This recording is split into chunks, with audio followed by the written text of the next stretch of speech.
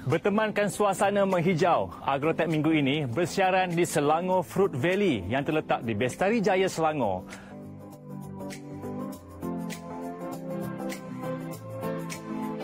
Minggu ini kami sediakan 3 segmen menarik khas buat anda.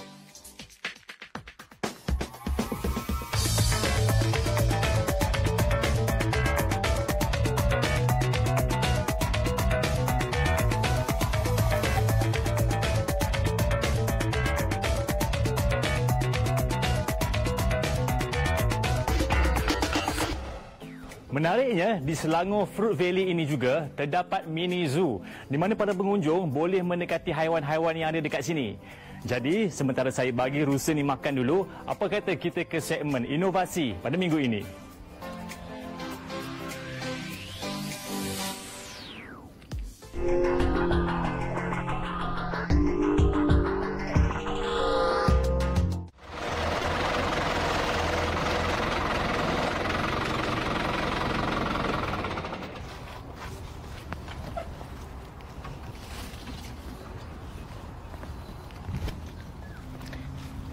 Medor 88 merupakan hasil kacukan induk betina D24 dan juga debunga D10 yang mempunyai rasa yang sangat sedap dan hasilnya bermutu tinggi serta terbaik.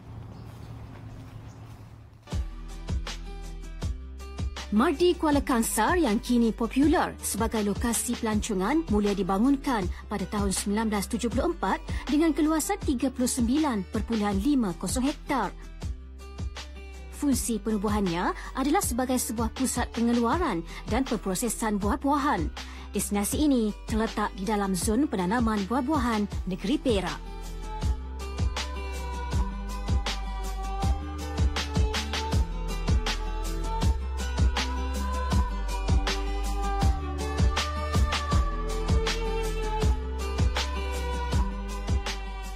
Ini yang pokok Medor 88, tanam pada tahun 94, teknologi Mardi. Okey. This one ketinggian dia dalam 8 meter. Pokok durian M2 bersaiz besar untuk pokok yang berusia 10 tahun, boleh mencapai ketinggian 8 meter. Sekarang ini pokok berbunga dan sejambak bunga boleh menghasilkan 2 hingga ke 3 biji buah durian. Inilah kaedah kita nak menyediakan bunga betina bagi untuk mengkacukkan durian tadi. Jadi tadi seperti yang dikatakan, untuk menghasilkan M288 kita kacukkan antara D24 dan juga D10. Sekarang ni dia pilih fasa bunga yang sesuai untuk ditinggalkan. Jadi bunga yang dah dipilih tadi, dia akan buang bahagian organ jantan bagi bunga tersebut. So sekarang dia akan buang bahagian jantan untuk bunga tersebut. Bahagian jantan ni dia menghasilkan debunga. Nanti kita akan sediakan dulu, kemudian nanti baru kita akan kacukkan dia dengan debunga D10. Jadi selepas ini kita akan tunggu waktu malam, kemudian kita akan ambil debunga daripada D10 dan kita akan kacukkan kepada bahagian debunga betina ni. Itulah kaedah yang pertama lah. Ya. Ini sekarang dah pukul 8 malam. Jadi kita akan teruskan dengan fasa seterusnya, iaitu fasa kita kutip debunga bagi klon D10. Okay. Jadi kita akan potong bunga D10. Waktu ni adalah waktu paling sesuai kerana bunga telah kembang dan debunga telah keluar pada waktu ini. Sekarang kita akan bawa bunga ni ke sana untuk kita ambil dia punya debunga. Jadi kita boleh tengok di sini. Ada debunga di situ. Jadi tak mudah untuk kita buat durian hybrid ni sebenarnya. Banyak step yang perlu dilakukan. Jadi bila kita dah potong dia punya bahagian jantan yang ada debunga ni, kemudian kita tutup balik dia punya tudung. Kemudian kita dah boleh buat kacukan dekat bunga yang kita dah potong tadi. Okey, kita buka jaring ni. Kemudian kita ambil debunga D10 yang kita dah ambil tadi. Kita masukkan bulu ni, berus ni dalam ni, kita untuk ambil dia punya debunga dia. Jadi debunga ni akan lekat dekat dia punya berus tu. Okay. Debunga halus, nampak kan? Okey, nampak. Okey. Jadi kemudian kita akan sapu pada bahagian stigma ni. Stigma ni adalah bahagian betina bagi bunga durian ni. Jadi kita kena sapu betul-betul bagi semua polen tu ataupun debunga tu ada di sini. bunga ni, dia akan datang bawa ada bunga lain. Kita tak nak bagi ada bunga lain yang datang. Mungkin daripada klon D99 ke ataupun apa-apa klon yang ada berdekatan dengan sini. Okey. Kita dah siap buat kacukan. Jadi kita akan tunggu sehingga dia menghasilkan putih buah. Kemudian nanti dia akan jadi buah. Buah itulah adalah dalam dia ada banyak biji-biji hybrid. Jadi nanti biji tu kita tanam, kita bagi dia membesar sampai hasilkan pokok baru. Kemudian dia akan jadi buah, pokok tu akan berbuah dan kita akan pilih pokok mana yang hasilkan buah yang paling terbaik. Jadi bila kita dah pilih satu yang paling terbaik tadi tu, itulah kita hasilkan sebagai M288.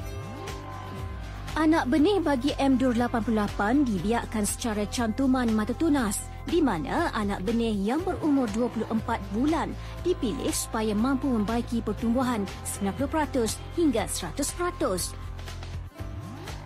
Mardi mengesyorkan produk penanti Dilorianus sebagai anak benih durian bagi mengelakkan penyakit kanker batang yang dikenali sebagai Phytophthora. Keistimewaan Medor 88 ini adalah pokok ini tahan daripada penyakit kanker batang dan hasil yang dianggarkan adalah 58 biji per musim sepokok mengikut purata 12 tahun. Mesin rumput digunakan untuk kaedah pengawalan rumpai dalam plot tanaman di bawah kanopi pokok durian. Traktor pula khas untuk kawasan sekitar tanaman. Kaedah ini dapat meminimumkan penggunaan racun rumpai.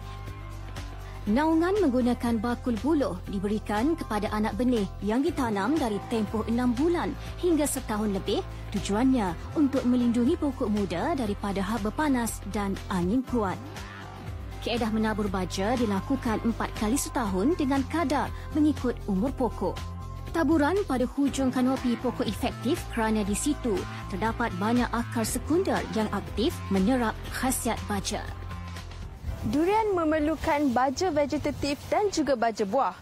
Masa yang paling sesuai untuk membaja adalah selepas hujan supaya baja dapat diserap oleh pokok dengan banyaknya. Pokok M288 mula berbuah apabila umurnya mencapai 6 ke 7 bulan dengan corak pembuahannya sederhana lebat. Penggradan mula dilakukan di gudang dengan menggradkan buah durian yang baik, manakala buah yang tidak baik akan diasingkan. Selepas proses penggradan dilakukan, durian-durian yang berkualiti dan baik akan dibawa untuk persiapan durian tourism. Masa yang ditunggu telah tiba, di mana Agrotech ingin membawa anda bersama-sama merasai pengalaman pelan dalam musim Mardi. Pelan ini hanya ada dalam tempoh 2 hingga 4 musim sahaja. Jangan lepaskan peluang anda untuk datang ke sini.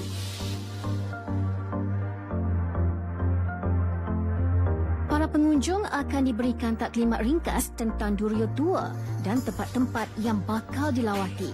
Di sini, para pengunjung dapat menikmati pengalaman jelajah dusun buah-buahan seperti manggis, limau bali, rambutan dan lain-lain lagi.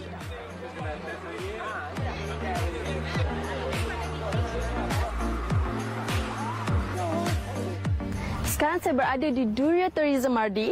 Di belakang saya ni terdapat gazebo-gazebo di mana pengunjung menikmati buah-buahan tempatan terutamanya Medor 88 yang disyorkan oleh Mardi. Saya pun tak sabar nak rasa. Jom ikut saya. Melalui bayaran RM50 seorang, pelancong dapat merasai pelbagai jenis durian hasil penyelidikan pihak Mardi, antaranya M279, M278 dan M288. Ketiga-tiga jenis durian klon ini memberikan rasa berbeza. Contohnya, M279 rasanya manis dan lemak, manakala M288 pahit serta lemak. Inilah syurga Raja Buah bertemakan dusun kampung yang mampu memberi pelancong peluang menikmati durian sepuas-puasnya. Okey, ini yang kita katakan M288, baru 88 daripada Mardi. Pasal tak sabar rasa. Oleh baik. Tengok dia punya kandil dia kuning keuringan. Oh, kalau dia. Durotourism ini adalah pakej pelancongan kepada para pengunjung yang datang ke sini untuk menikmati buah-buahan tempatan dan juga merasai pengalaman yang menakjubkan ketika berada di Durotourism Kuala Kangsar. Agrotourism yang dibuat di Malaysia ini sangat hebat. Saya rasa setanding dengan negara-negara lain yang pernah saya lawati. Alhamdulillah, seronok, gembira bila tengok kawasan ladang luas kan. Sebab satu, dapat menikmati buah durian yang pelbagai jenis. Ini menampakkan Mardi berjaya mencipta benih durian yang pelbagai. Ini adalah durian yang telah disediakan untuk para pengunjung yang akan datang ke sini. Bukan tu je, kita ada juga pulut yang boleh dimakan bersama-sama dengan durian. Dan juga kuah durian. Mesti anda semua suka kan? Kat sini juga ada buah manggis. Saya memang tak sabar nak rasa. Jadi kepada para pengunjung yang gemar dengan buah-buahan tempatan, terutama durian dan juga manggis, anda memang tak rugi kalau datang ke sini. Bawalah keluarga anda bersama. Boleh saya rasa bang? Boleh. Mardi Kuala Kangsar ini kita memberi pengkhususan kepada durian dan kita namakan stesen ini agrotourism. Untuk stesen agrotourism ini setiap hari kita menerima lebih kurang antara 100 hingga 120 pengunjung.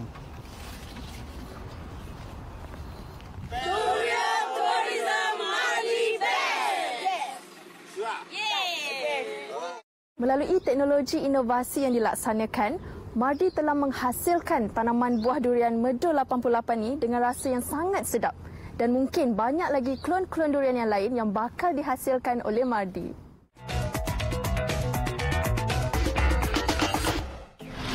Untuk pengetahuan anda, saya kini berada di dalam tram yang digunakan untuk membawa pengunjung bagi melihat kawasan sekitar Selangor Fruit Valley ini yang berluasan kira-kira 1,000 hektar. Ya, mana? Salah satu tempat persinggahan yang disediakan adalah kebun sayur ini. Jadi hari ini saya berpeluang untuk memetik sendiri sayur-sayur segar dekat sini. Jadi sementara itu, apa kata kita saksikan paparan dalam segmen yang seterusnya.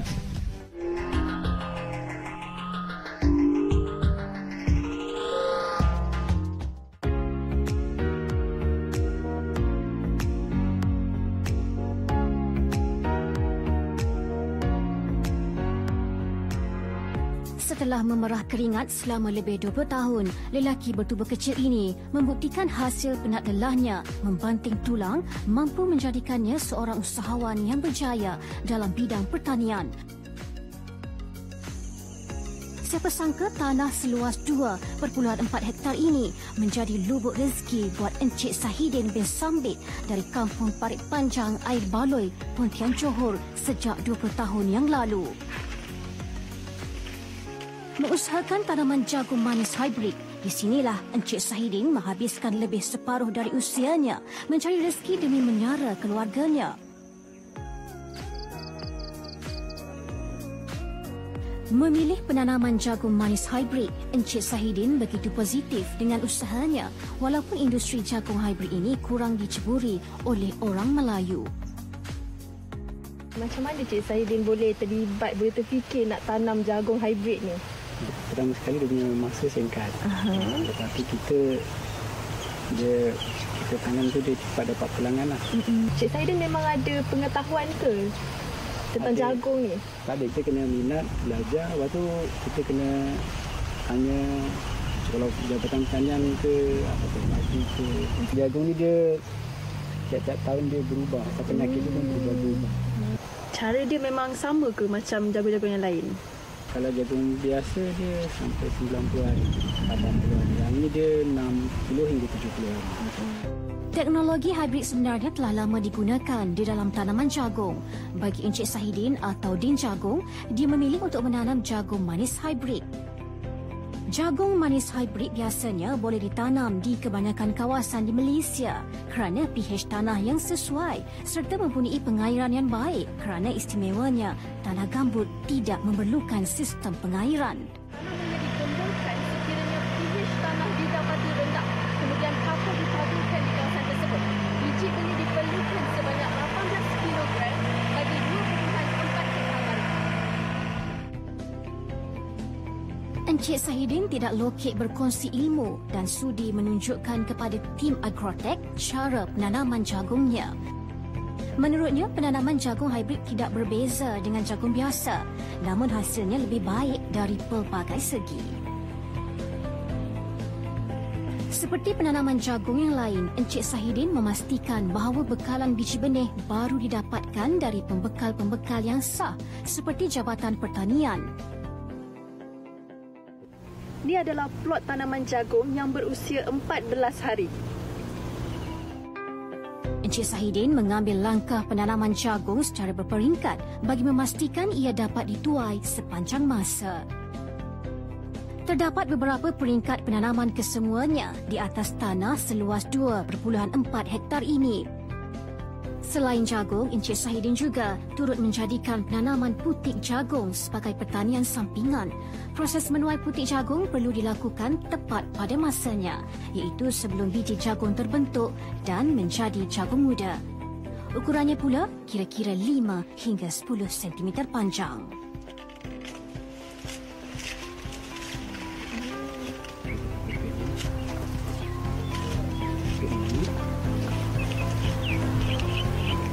Kalau kita orang kebun, kita jual ini masuk dalam guni lah. Biasa satu guni orang ambil dalam 20 kita. Ini hasil sampingan lah untuk jagung ni. Sahidin sentiasa meluaskan rangkaiannya dengan berkongsi pendapat dengan rakan-rakan yang lain yang turut menceburi bidang yang sama. Untuk buah pun ada juga.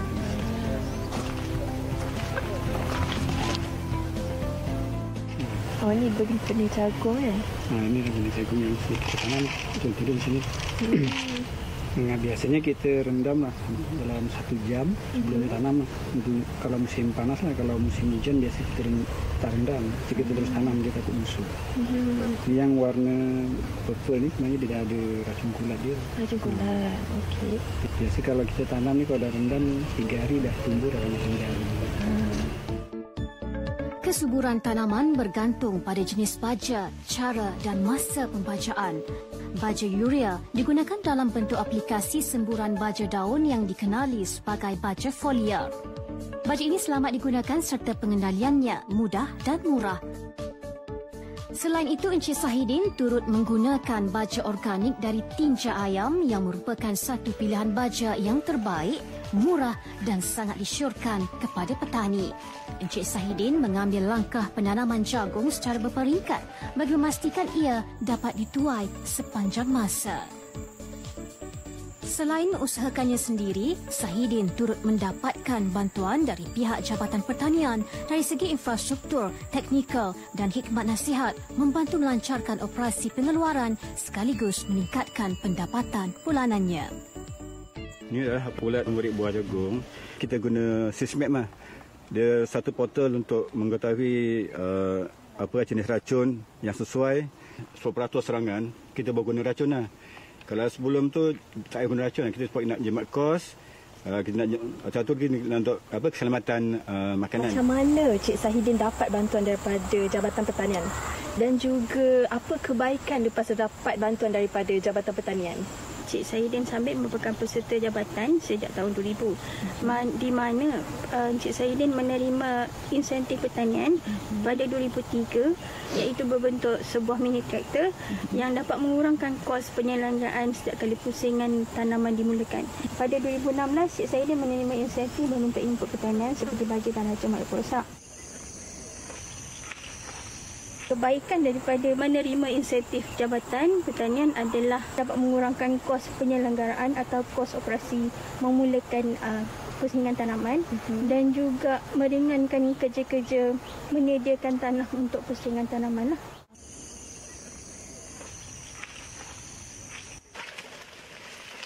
Cik Sahidin, jagung ni dalam setahun tu berapa kali musim tuai?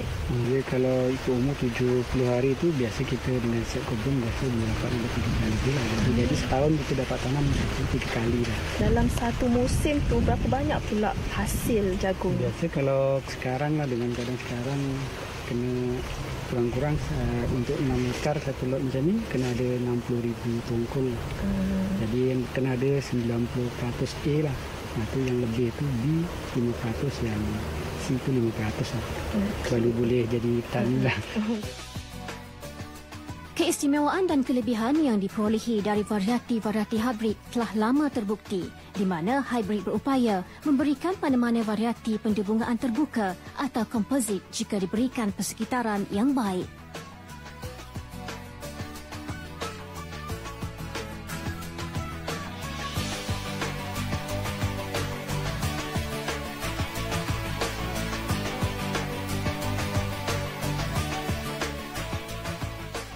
Selepas kira-kira 8 minggu 10 hari, proses penanaman benih jagung sudah matang untuk dituai.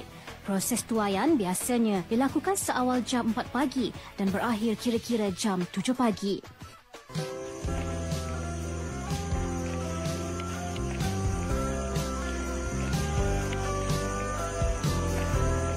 Setelah dipetik, jagung akan melalui proses penggeredan dalam kategori A dengan berat melebihi 320 gram, B iaitu 280 hingga 320 gram dan C bagi jagung yang mempunyai berat kurang dari 280 gram.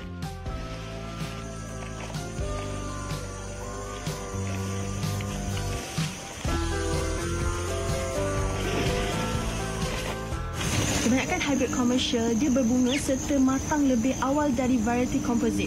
Dan inilah hasilnya.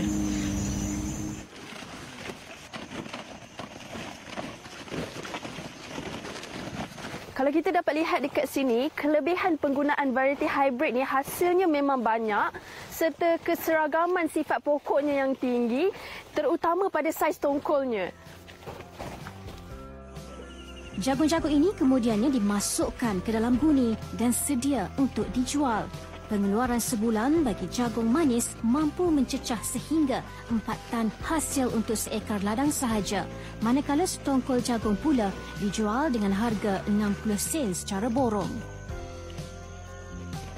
Hasil jagung yang ditanam di sini dijual di sekitar negeri Johor, termasuk di Pasaraya.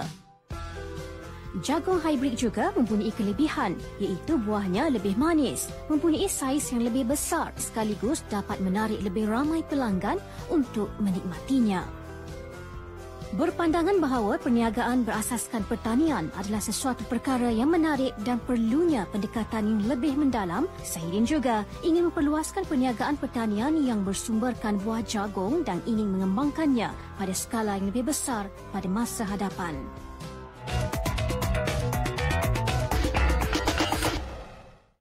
Apa yang menarik perhatian saya, dekat sini di kawasan sekitarnya sangat bersih. Kalau anda lihat, anak-anak di sini juga bukan sekadar bersih tetapi baunya pun wangi. Okey, sementara itu apa kata kita ke segmen Lestari Agro.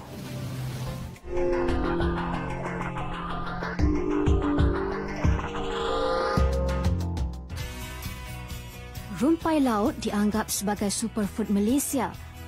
Kerajinan daripada rumpai laut diaplikasikan dalam pelbagai industri seperti pemprosesan makanan dan minuman, kosmetik dan farmaseutical. Kami telah menjalankan penyediaan tissue culture bagi menghasilkan benih rumpai laut yang berkualiti.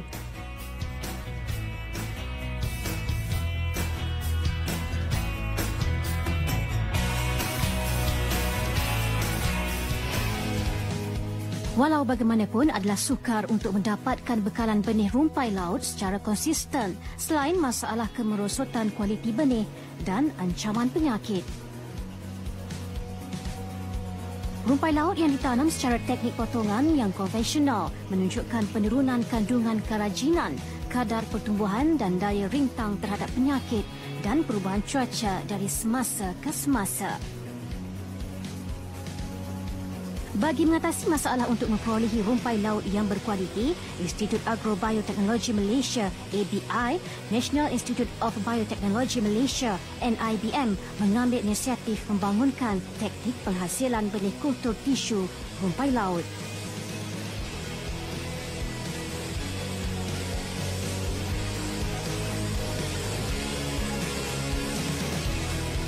Kajian lapangan di perairan Langkawi menunjukkan kualiti rumpai laut dari kultur tisu adalah lebih baik daripada rumpai laut liar, terutamanya dari kadar pertumbuhan dan kandungan kerajinan. Selain Sabah, Langkawi berpotensi sebagai lokasi penghasilan rumpai laut secara komersial di Malaysia kerana kesesuaian kualiti air dan persekitarannya. Sebagai kesinambungan daripada kejayaan ini, ABI dan IBM akan mengembangkan rumpai laut daripada kultur tisu kepada petani dan usahawan rumpai laut di Langkawi. Pemindahan teknologi akan dibuat oleh penyelidik ABI kepada kaki tangan Jabatan Perikanan DOF. Bagi melestarikan industri rumpai laut di Malaysia, lebih banyak produk hiliran berasaskan rumpai laut akan dibangunkan oleh usahawan tempatan melalui badan-badan kerajaan berkaitan.